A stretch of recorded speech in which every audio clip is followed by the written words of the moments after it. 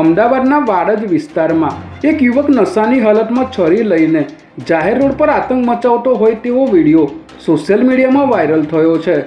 આ શખ્સ હાથમાં ખુલ્લી છરી રાખીને રસ્તા પરથી પસાર થતા લોકોને ડરાવી રહ્યો હતો અને અત્યંત બીભત્સ ગાળો બોલી રહ્યો હતો। વિડીયોમાં દેખાતો આ શખ્સ નશામાં એટલો ચકચૂર હતો કે તેણે પોલીસ પ્રશાસન વિશે પણ અપશબ્દો બોલ્યા હતા। ત્યારે આ ઘટનાને પગલે સ્થાનિક રહીશો અને રાહદારીઓમાં ભારે ફફડાટ વ્યાપી ગયો હતો। આ વિડીયો સામે આવતા વાડજ પોલીસ એક્શન મોડમાં આવી ગઈ છે અને આ શખ્સની ધરપકડ કરવાની તજવીજ હાથ ધરી છે।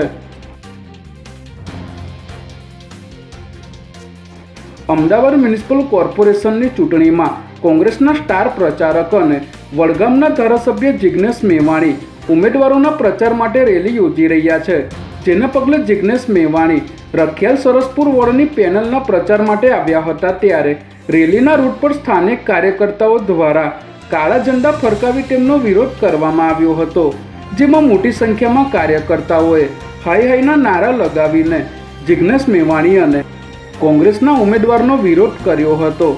જો કે વિવાદ વધારે ન થાય તે માટે મોટી સંખ્યામાં પોલીસ કાફલો પણ તૈનાત રાખવામાં આવ્યો હતો।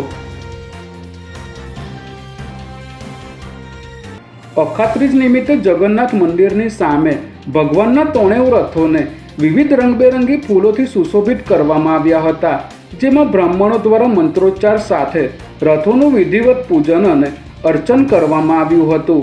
આ ધાર્મિક વિધિ સાથે આજથી આગામી રથયાત્રાની તૈયારીઓના શ્રી ગણેશ થયા હતા। ત્યારે મંદિર પરિસરમાં ભક્તોની ભીડ અને સુરક્ષાને ધ્યાનમાં રાખીને પોલીસ દ્વારા પૂરતો બંદોબસ્ત ગોઠવી દેવામાં આવ્યો હતો અને કોઈપણ પ્રકારનો અનિચ્છનીય બનાવ ન બને તે માટે પોલીસ દ્વારા સતત મોનિટરિંગ કરવામાં આવ્યું હતું।